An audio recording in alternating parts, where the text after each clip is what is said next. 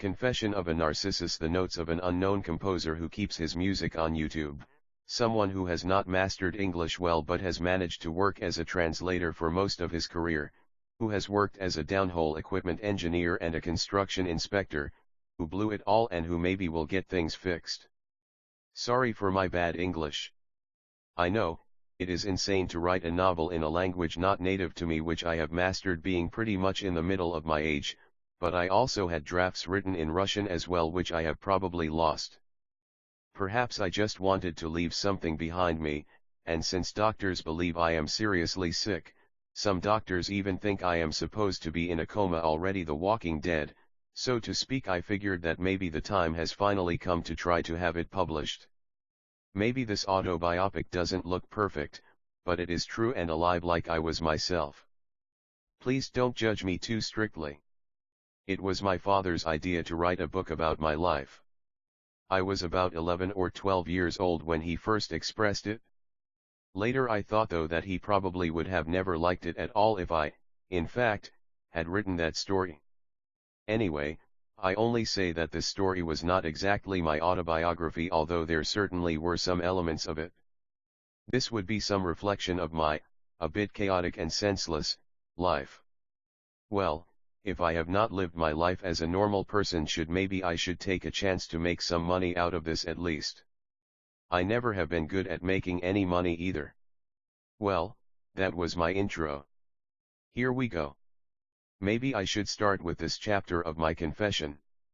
I took it from my old blog when my father was still alive. Well, I have made some minor changes in it before entering in this book. Hello, there, when all my belongings were packed up and ready, my father, Gaged, already showed up in my room. He obviously wanted to have some heart-to-heart talk with me a little bit, so he sat on the sofa next to me and started emphatically, "Well done, my boy. I would also go to the north if I had been in your place." Well, Dad. You had your chance to go there.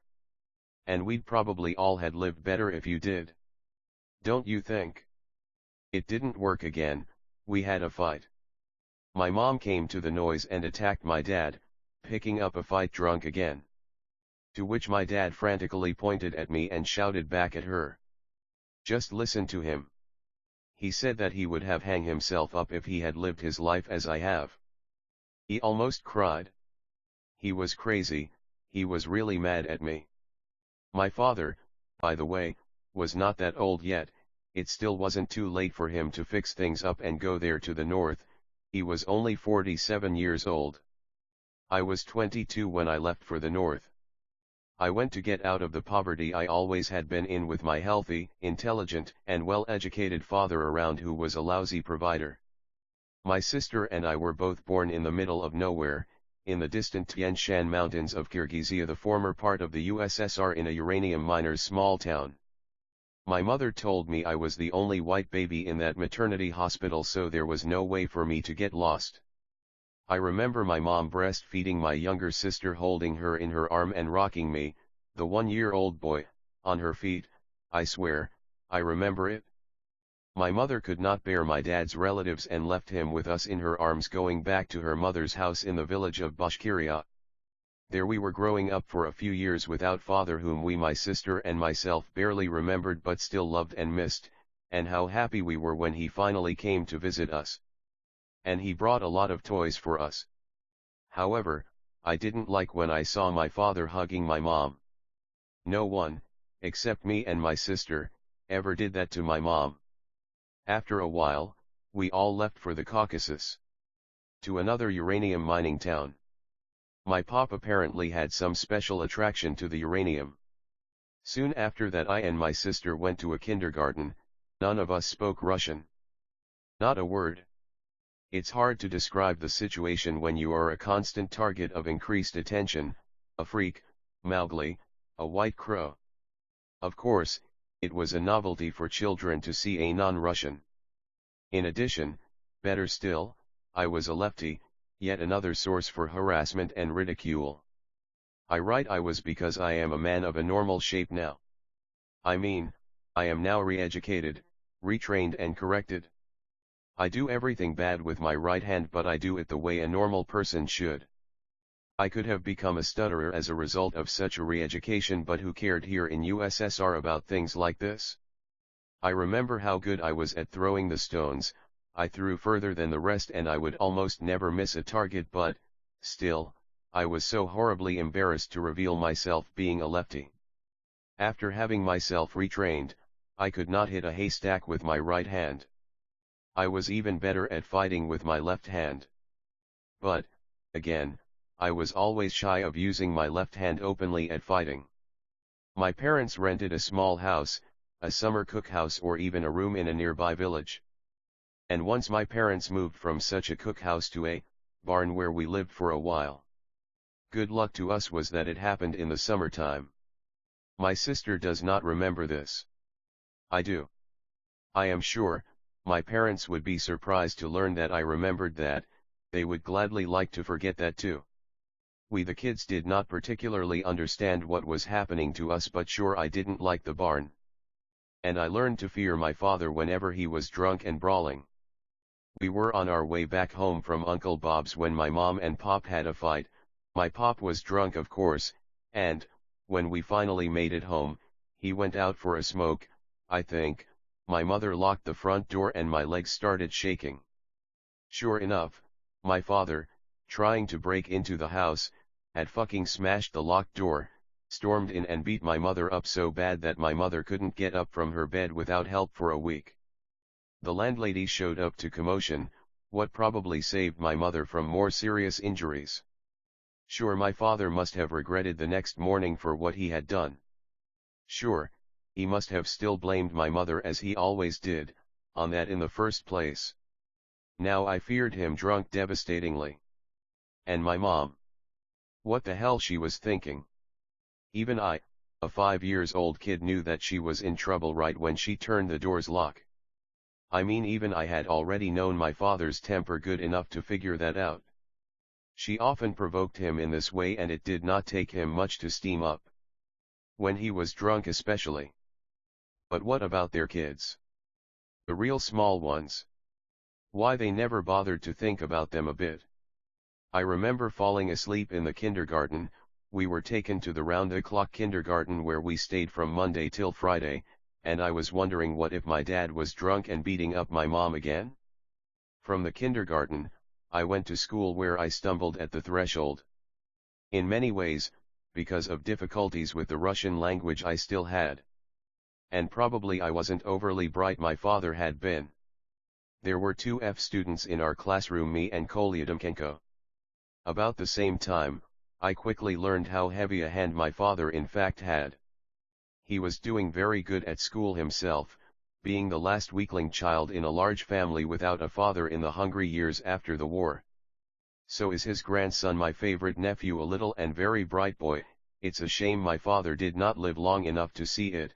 He even looks like him, his grandpa, maybe just a little bit more flaxen-haired. As he used to say, there was no letter above A+ to properly grade me. And I believed that. He had a very good school leaving certificate, and he was a good chess player too, one of the best in town. He was a hell of a mathematician, graduated with honor the Vladikavkaz Polytechnical Engineering Institute. I remember him being mellow at a party, boasting with our future achievements at the school where my sister and I would do just as fine as he was doing himself. No other fucking way. Weren't we his blood after all? And here I was. It was like an insult to him. When my dad was giving me a real hard time for bringing him yet another F, and I was blowing away a tear of remorse, meaning that I was sorry and I really was hoping he would forgive me, but he would have an attack of rabies instead. Huh. You're trying to sway me away with your damn tears, aren't you? And he'd pull the belt out of his trousers with a swish and start whipping me with it. Once he cut my head with his belt iron fastener. I, with what I was on, jumped out of the house into the street into the cold, running away from him, with my head bleeding. He got scared that very moment, I guess. Yes, I really feared him, and whenever he was home, I felt uncomfortable pretending I was busy with my homeworks. I quickly learned to go to school on my own from a village to the town by a commuter bus, and it was a quite long way to go. By the way, when I was much later renting an apartment, planning to buy a condo, we always kept in mind that my daughter wouldn't have to cross a traffic road on her way to school even when she was a teenager almost as tall as I was. She always resented our overprotectiveness on her. Anyway, in the 2nd grade, I went to another school in the village closer to our home. And my performance marks rose immediately. I turned out to be quite a capable and diligent boy. Life went on, we went to school and our father went to the institute. We regularly moved from house to house until a friend of my mother proposed us to live in her yet unfinished house. My parents keenly leaped at such an opportunity. They plastered and whitewashed the house, put the lights on and began to live in there. Dad, he was very good with his hands not only for beating us up after all.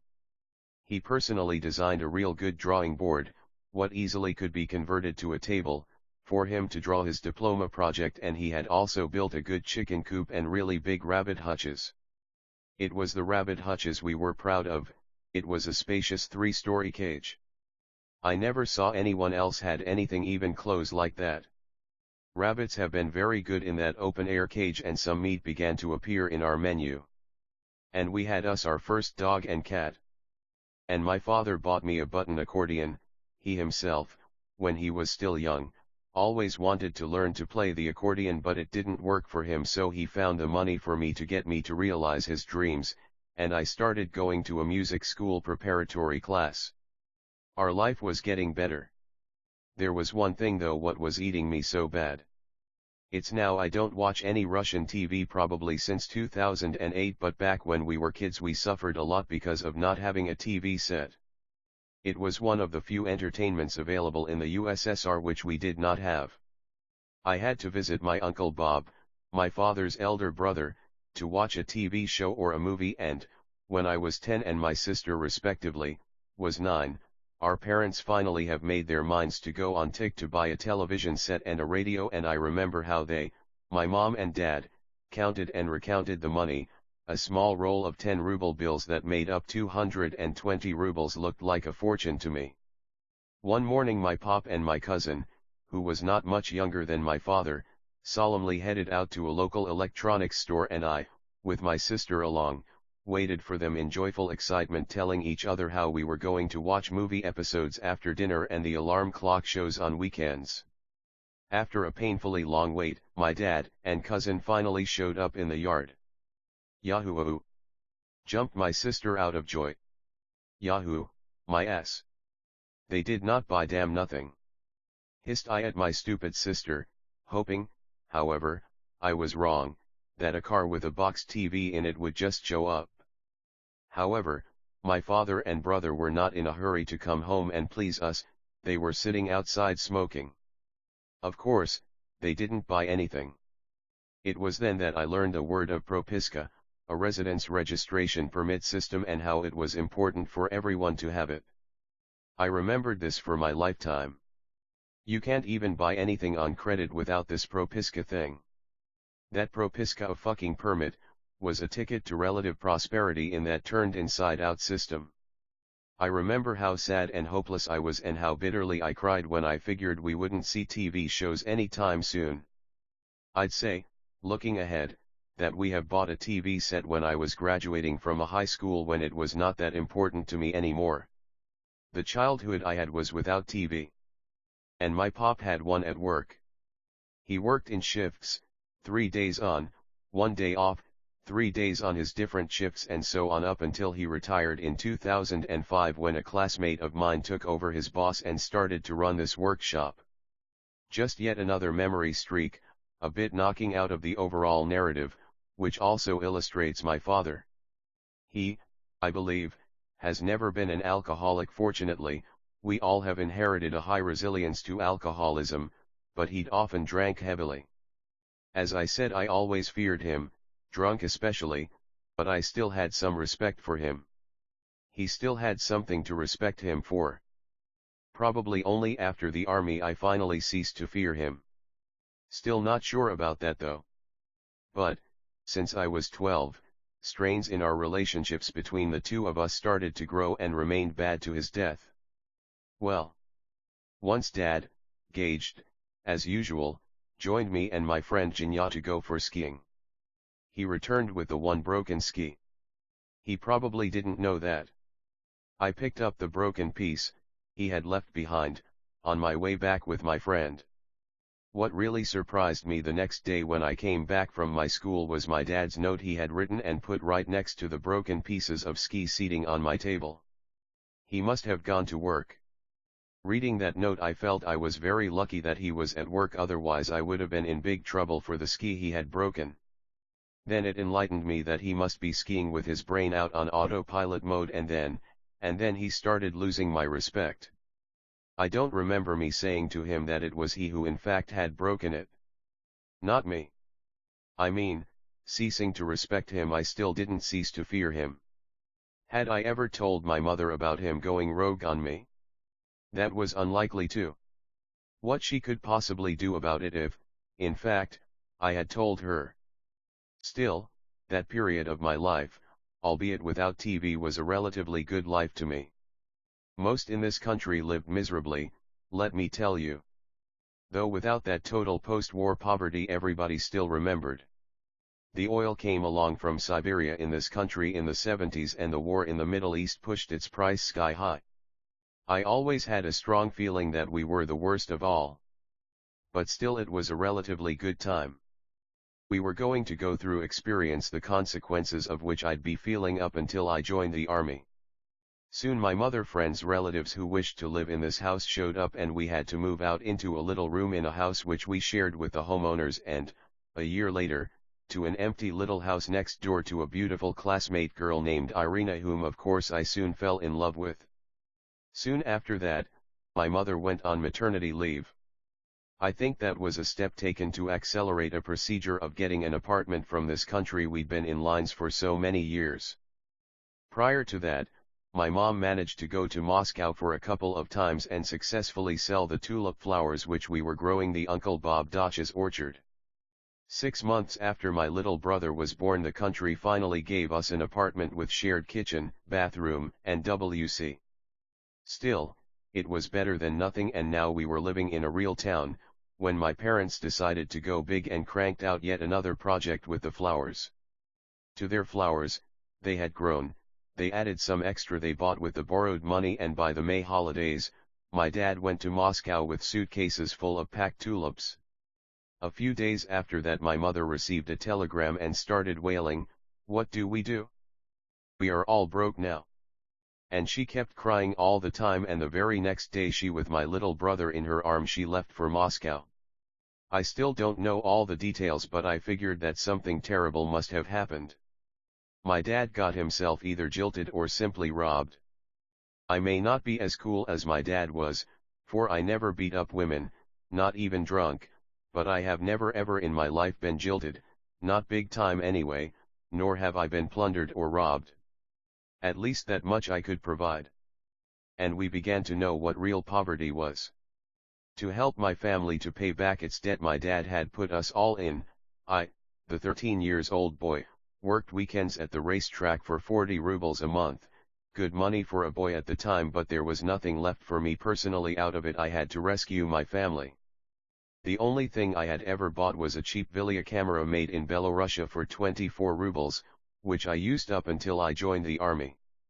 When I was 14 I had one shirt, precisely at the age when a desire to dress up nicely comes along. I was the only one in the school who didn't have a decent suit on my prom night, and I borrowed a white shirt from my cousin.